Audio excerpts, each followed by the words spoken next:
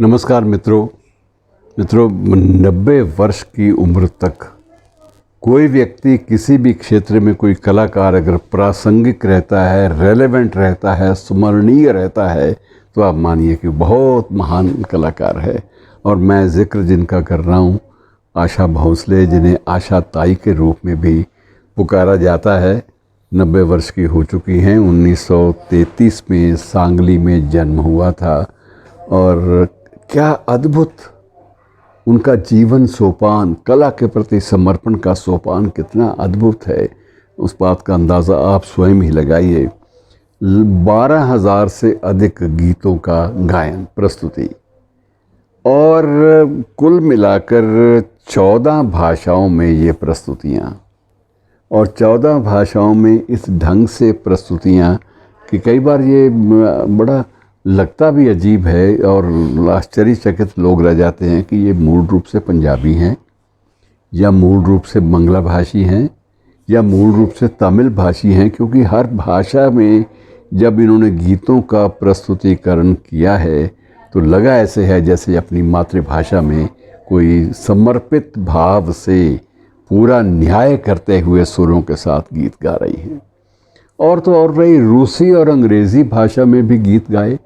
ये एक अद्भुत मित्रों एक चित्र है हमारे सामने जो प्रस्तुत होता है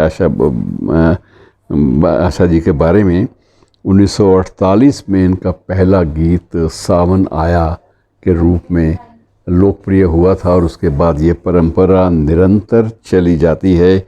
और सबसे बड़ी बात यह है मित्रों कि उनके गायन की जो एक विविधता है उसको देखिए। उस विविधता में ये है कि इन्होंने पॉप भी गाए, शास्त्रीय संगीत भी गाया, शास्त्रीय गीत भी गाए, शास्त्रीय वादन जो है वो भी किया बाकायदा, और उसके अलावा रविंद्र संगीत और फिर काजी नज़रुल इस्लाम का संगीत, ये सारी की सारी जो शैलियां हैं, फिर भजन की शैली है, गज़ल की शैली है, ठुमरी की शैली है, इन सब में इतने पारंगत भाव से प्रस्तुतियां दी हैं कि ये निर्णय करना मुश्किल हो जाता है कि इस कलाकार की कौन सी कला जो है उसे सबसे श्रेष्ठ माना जाए। यह निर्णय हो ही नहीं सकता।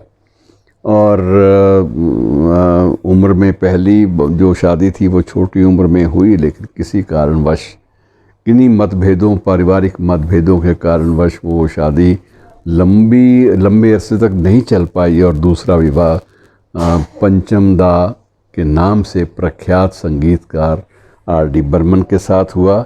और आर.डी. बर्मन के साथ ये जो संबंध था संगीत की दुनिया का, कला की दुनिया का और निजी ज़िंदगी का, वो एक लंबे अरसे तक चला। अंतिम सांस तक आर.डी. बर्मन की, राहुल दा की अंतिम सांस तक वो संबंध निभा और खूब निभा, चर्चा का विषय भी रहा।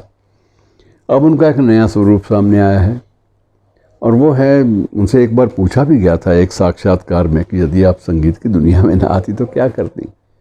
उनका उत्तर था कि मैं तब शेफ़ बन जाती।